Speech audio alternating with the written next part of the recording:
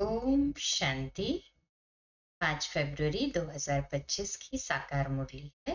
बाबा कहते मीठे बच्चे, इस शरीर रूपी कपड़े को यहाँ ही छोड़ना है, इसलिए इससे ममत्व मिटा दो।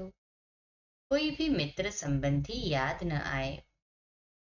प्रश्न, जिन बच्चों में योग बल है उनकी निशानी क्या होगी? उत्तर, उन्हें किसी भी बात में थोड़ा भी धक्का नहीं आएगा, कहाँ भी लगाव नहीं होगा। समझो, आज किसी ने शरीर छोड़ा तो दुख नहीं हो सकता, क्योंकि जानते हैं इनका ड्रामा में इतना ही पार्ट था।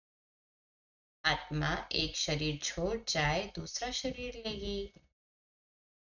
शांति, ये ज्ञान बड़ा गुप्त है, इसमें नमस्ते भी नहीं करनी पड़ती। दुनिया में नमस्ते अथवा राम राम आदि कहते हैं, यहाँ ये सब बातें चल नहीं सकती, क्योंकि यह एक फैमिली है। फैमिली में एक दो को नमस्ते व गुड मॉर्निंग करे इतना शोभता नहीं। घर में तो खान पान खाया, ऑफिस में गया, फिर आया, ये चलता रहता है। नमस्ते करने की दरकार नहीं रहती। गुड मॉर्निंग का फैशन भी यूरोपियन से निकला है, नहीं तो आगे कुछ चलता नहीं। कोई सत्संग में आपस में मिलते हैं तो नमस्ते करते हैं, पांव पड़ते हैं। ये पांव आदि पड़ना नम्रता के लिए सिखलाते हैं। यहाँ तो तुम बच्चों को देही अभिमानी बनना है। आत्मा आत्मा को क्या करेगी? फिर भी कहना तो होता है। जैसे बाबा को कहेंगे बाबा नमस्ते, अब बाप भी कहते हैं मैं साधारण ब्रह्मा तन द्वारा तुमको पढ़ाता हूँ, इन द्वारा स्थापना कराता हूँ। कैसे?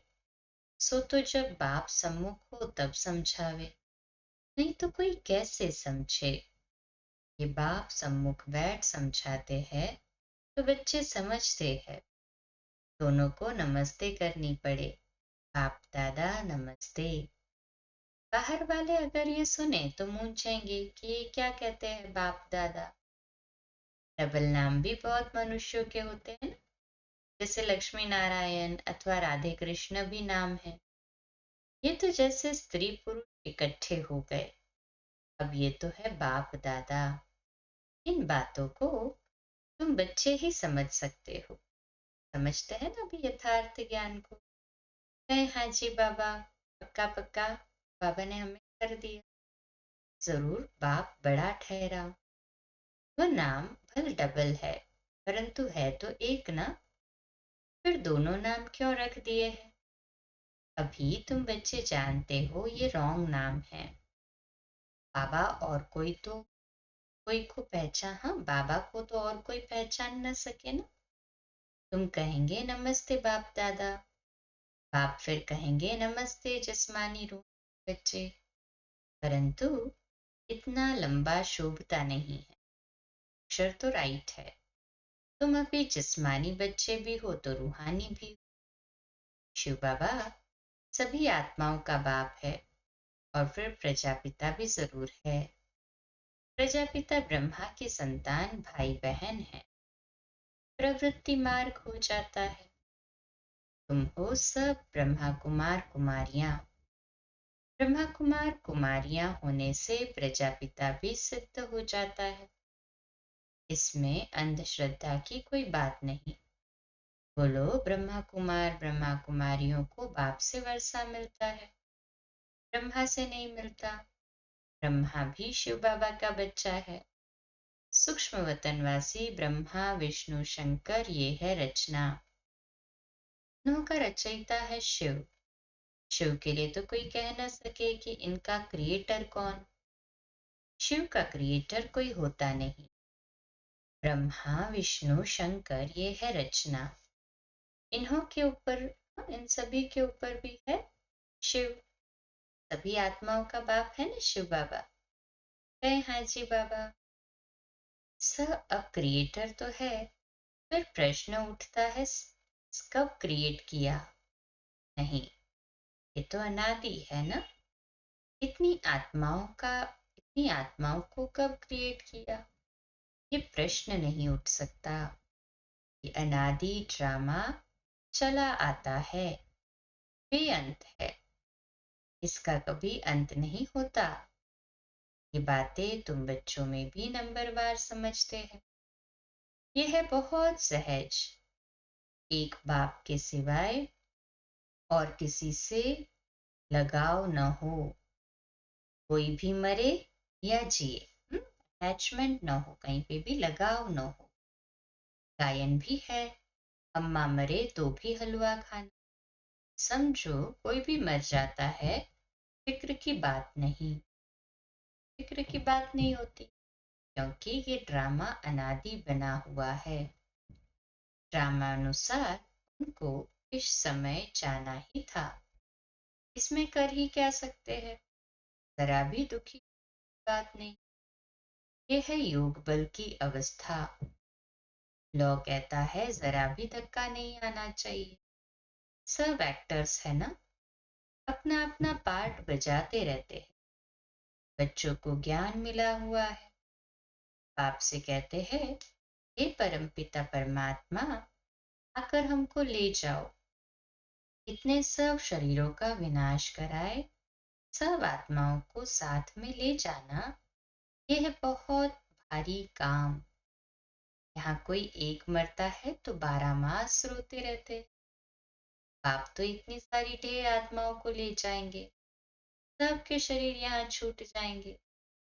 बच्चे जानते हैं महाभारत लड़ाई लगती है, मच्छरों सदृश जाते रहते हैं। नेचुरल कैलेमिटीज भी आने की है, ये सारी दुनिया बदलती है। अभी देखो इंग्लैंड, रशिया आदि कितने बड़े बड़े हैं। हाँ, सतयुग में तो भारत ही एक अविनाशी खंड होता है ना। फिर उसके पश्चात जैसे जैसे सेटल होते जाते हैं, सभी अलग अलग देश बनते या अलग अलग खंड को, फिर अलग अलग खंड होते जाते हैं। इतने बड़े खंड है वो, भारत का तो जैसे डिवीजन पार्टीशन होते होते छोटा। सतयुग में तो ये सब थे कहाँ, थे क्या। दुनिया में ये भी किसकी बुद्धि में नहीं आता कि हमारे राज्य में ये कोई थे नहीं, एक ही धर्म एक ही राज्य था। तुम्हारे में भी नंबरवार है जिनकी बुद्धि में अच्छी रीति बैठता है। अगर धारणा हो तो वह नशा सदैव चढ़ा रहे। नशा कोई को बहुत मुश्किल चढ़ा रहता है। मित्र संबंधी आदि सब तरफ से याद निकाल कर एक बेहद की खुशी में ठहर जाए, बड़ी कमाल है। हाँ, ये भी अंत में होगा। पिछाड़ी में ही कर्मातीत अवस्था को पा लेते हैं। शरीर से भी भान टूट जाता है। बस अभी हम चाहते, ये जैसे कॉमन हो जाएगा, जैसे नाटक वाले पार्ट बजाए फिर जाते हैं घर। ये देह रूपी कपड़ा तो तुमको यहाँ ही छोड़ना है, ये कपड़े यहाँ ही लेते हैं, यहाँ ही छोड़ते हैं। ये सब नई बातें तुम्हारी बुद्धि में है, और किसकी बुद्धि में नहीं। अलफ और बे, अलफ है सबसे ऊपर में। कहते भी है ब्रह्मा द्वारा स्थापना, शंकर द्वारा विनाश और विष्णु द्वारा पालना। अच्छा, बाकी शिव का क्या काम है। शिव बाबा तो इनका डायरेक्टर है, क्रिएटर है, इन सभी से ऊंचा है। ऊंचते ऊंच शिव बाबा को कोई भी जानते नहीं, कह देते वो तो सर्वव्यापी। ये सब उनके ही रूप है। सारी दुनिया की बुद्धि में ये पक्का हो गया है, इसलिए सब तमो प्रधान बने हैं। बाप कहते हैं सारी दुनिया दुर्गति को पाई हुई है, फिर हम ही आकर सबको सद्गति देते हैं। अगर सर्वव्यापी है तो क्या सब भगवान ही भगवान है। एक तरफ कहते ऑल ब्रदर्स, फिर कह देते ऑल फादर्स, समझते नहीं है। अब तुम बच्चों को बेहद का बाप कहते हैं, बच्चे मुझे याद करो तो तुम्हारे विकर्म विनाश होंगे। मैं इस दादा को व मम्मा को भी याद नहीं करना है। बाप भी कहते हैं कि न मम्मा न बाबा, कोई की महिमा कुछ भी नहीं। शिव बाबा न होता तो ये ब्रह्मा क्या करता। इनको याद करने से क्या होगा। हाँ, तुम जानते हो इन द्वारा हम बाप से वर्षा ले रहे, इनसे नहीं। ये भी उनसे वर्षा लेते, माँ बाबा भी शिव बाबा से वर्षा लेते। शिव बाबा को याद करना है। ये तो अर्थात ब्रह्मा बाबा तो बीच में दलाल है। बच्चे और बच्ची की सगाई होती है तब याद तो एक दूसरे को करेंगे ना। शादी कराने वाला तो बीच में दलाल ठहर, उसको थोड़ी याद कर। इन द्वारा, ब्रह्मा द्वारा बाप तो माँ की सगाई अपने साथ कराते हैं। गायन भी है, सतगुरु मिला दलाल के रूप में, है ना। अभी हमें सच्चा सच्चा सतगुरु है हाजी बाबा।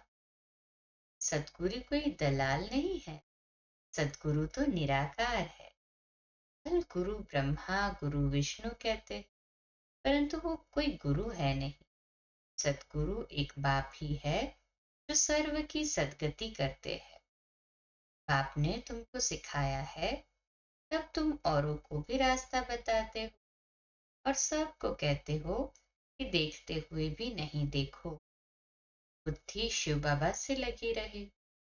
इन आंखों से जो कुछ देखते हो कब्र दाखिल होना है। याद एक बाप को करना है, न कि इनको। बुद्धि कहती है इनसे थोड़ी वर्षा मिलेगी। वर्षा तो बाप से मिलना है, जाना भी बाप के पास है। स्टूडेंट स्टूडेंट को ही याद करेंगे, स्टूडेंट तो टीचर को याद करेंगे ना। स्कूल में जो तीखे बच्चे होते हैं वह फिर औरों को भी उठाने की कोशिश करते हैं। बाप भी कहते हैं एक दो को ऊंचा उठाने की कोशिश, परंतु तकदीर में नहीं है तो पुरुषार्थ भी नहीं करते, थोड़े में ही राजी हो जाते। समझाना चाहिए, प्रदर्शनी में बहुत आते हैं, बहुतों को समझाने से उन्नति बहुत होती है। निमंत्रण देकर मंगाते हैं तो बड़े बड़े समझदार आदमी आते हैं, बिगर निमंत्रण से कई प्रकार के लोग आ जाते हैं, क्या क्या उल्टा सुल्टा बकते रहते हैं। रॉयल मनुष्यों की चाल चलन भी रॉयल होती है। रॉयल आदमी रॉयल्टी से अंदर घुसेंगे, चलन में भी बहुत फर्क रहता है। उनमें चलने की बोलने की कोई फजीलत नहीं रहती। मेले में तो सभी प्रकार के आ जाते, इसको मना नहीं की जाती। इसलिए कहाँ भी प्रदर्शनी में निमंत्रण कार्ड पर मंगाएंगे तो रॉयल अच्छे अच्छे लोग आएंगे, फिर वो औरों को भी जाकर सुनाएंगे। कभी फीमेल्स का प्रोग्राम रखो तो सिर्फ फीमेल्स ही आकर देखे, क्योंकि कहाँ कहाँ फीमेल्स बहुत पर्दे नशीन होती, तो सिर्फ फीमेल्स का ही प्रोग्राम हो, मेल कोई भी ना आए। बाबा ने समझाया है, पहले पहले तुमको ये समझाना है कि शिव बाबा निराकार है।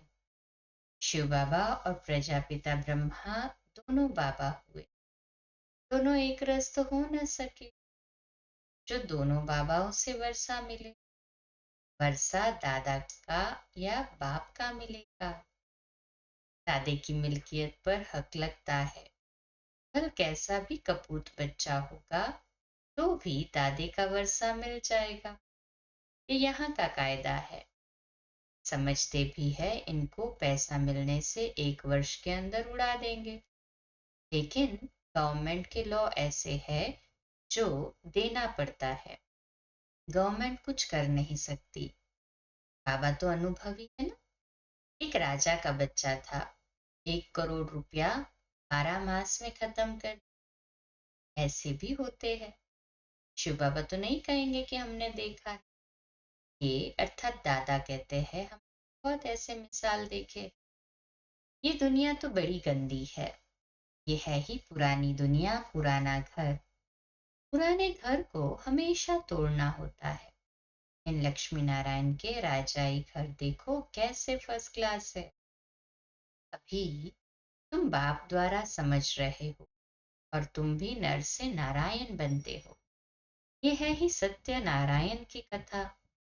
ये भी तुम बच्चे ही समझते हो।